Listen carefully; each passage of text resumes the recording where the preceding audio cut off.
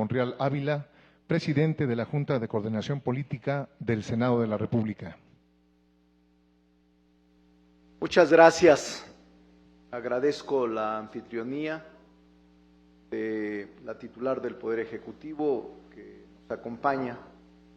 Es la primera titular de los 3 eventos que tiene esta sensibilidad de acompañarnos a esta serie de foros.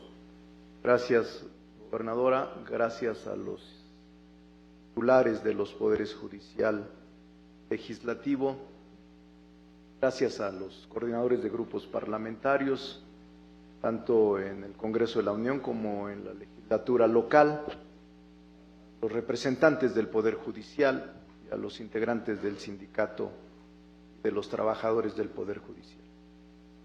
El tema que ahora nos ocupa en este foro tiene que ver con la austeridad, fideicomisos y derechos de los trabajadores y trabajadoras del Poder Judicial.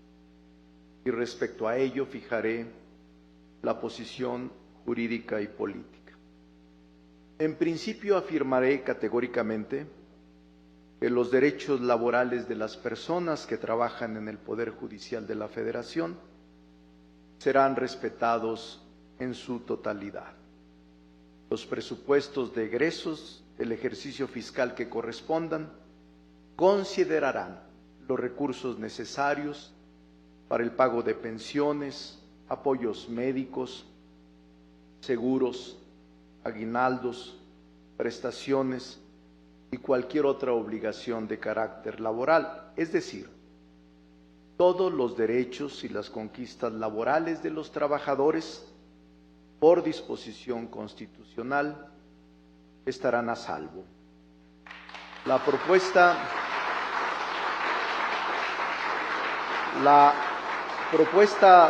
de reforma, esta propuesta de reforma establece que luego de que ésta sea aprobada, se llevarán a cabo los actos y procesos necesarios para extinguir los fondos, los fideicomisos, los mandatos, los contratos análogos que no se encuentren previstos en una ley secundaria. Así también se establece un plazo de 90 días para enterar la totalidad de los recursos remanentes con dichos instrumentos.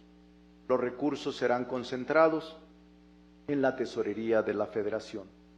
Mucha gente se pregunta cuánto costará organizar la elección de los 1,600 ministros, jueces y magistrados. En un cálculo aproximado que hemos hecho con actuarios y con personal del INE, a quien se le faculte esta responsabilidad, pudiera erogarse entre 3,000 y 3,500 millones de pesos la elección, por única ocasión.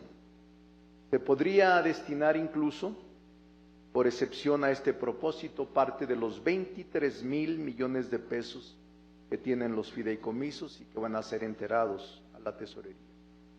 Para nosotros la austeridad sí es un deber, sí es una política de Estado. Desde que inició el gobierno del presidente López Obrador, la mayor parte de los órganos del Estado así lo hemos asumido, con excepción del Poder Judicial y de órganos autónomos. Con estos órganos del Poder Judicial consideramos que se está violando la disposición contenida en el artículo 127 de la Constitución respecto de las remuneraciones de todas las personas servidores públicas que están en funciones. De existir mayores ingresos, salarios y prestaciones que los devengados por el presidente, una vez que hubieran iniciado la vigencia de la reforma constitucional, los montos deberán ajustarse a los parámetros establecidos de esta disposición.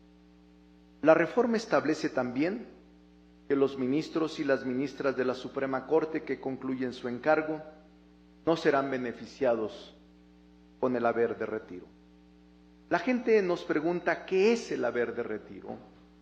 El haber de retiro es el salario al 100% los primeros 2 años y el 80% los siguientes años hasta su muerte.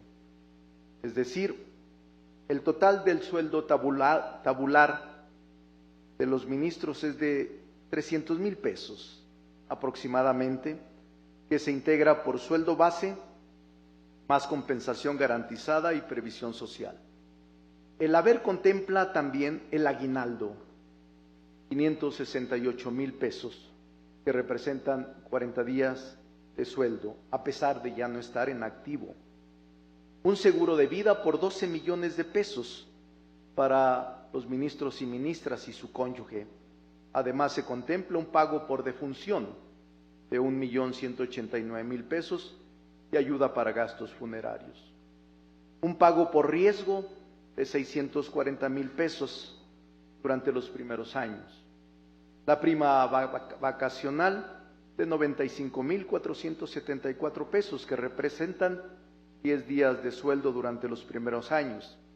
Es decir, a pesar de estar en retiro, gozarán de una prima vacacional y su sueldo tabular. El derecho a contar con 5 personas como personal de apoyo, incluyendo choferes, 2 choferes de servicio y 3 técnicos de distinta categoría, pagados por el erario de la Corte, del Poder Judicial. Reembolso de la compra de los medicamentos, cuales sean. Reembolso total. Además de las 5 personas de apoyo, incluyendo 2 choferes, otras 5 personas para seguridad, a pesar de no estar en funciones, y pagadas por el erario. Derecho de 2 vehículos Suburban blindados, de aproximadamente 3 millones cada Suburban, que acumulan 6 millones. Apoyo para gasolina de 22,000 pesos mensuales. Reembolso de cualquier pago por mantenimiento de las 2 Suburban en los primeros años. Apoyo para el pago de peaje en autopista, a pesar de estar en retiro y no tener viajes programados. Aparte de otros respaldos que como ministros en retiro tienen en los aeropuertos, en los restaurantes, en servicios. Con el inicio de la vigencia de la reforma constitucional, las ministras, los ministros que terminen su encargo no recibirán pensiones vitalicias ni haberes de retiro, como actualmente ocurre.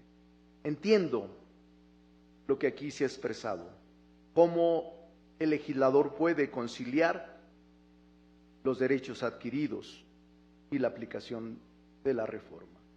Lo mismo pasa con las pensiones complementarias de magistrados y jueces, en donde, como resultado de la pensión complementaria, por ejemplo, en el caso de magistrados y de jueces, son 143,000 pesos, ellos solo reciben el 60%, pero por la pensión del ISSSTE reciben 33,000 pesos por mes. Y por la pensión complementaria reciben 52,000 pesos. Es decir, en el caso de jueces de distrito, 33,000 pesos de la pensión del ISSSTE y 78,000 pesos de la pensión complementaria. Todos los jueces de distrito y magistrados gozan de esta prebenda. ¿Cómo conciliar sus derechos adquiridos? Es lo que estamos intentando construir con imaginación y justicia los legisladores en estos foros de debate. Concluyendo, las remuneraciones de las personas servidoras públicas en funciones, en tanto del Poder Judicial de la Federación como de los poderes judiciales de las entidades federativas, no podrán ser mayores que las establecidas para el presidente de la República o presidenta, como es el caso. En el caso de las entidades federativas y sus legislaturas locales, una vez aprobada la reforma, tendrán un plazo de 180 días naturales para realizar las adecuaciones a las leyes locales. Es decir, señor presidente del tribunal aquí en el Estado de México, iba la austeridad también para ustedes. Saludos.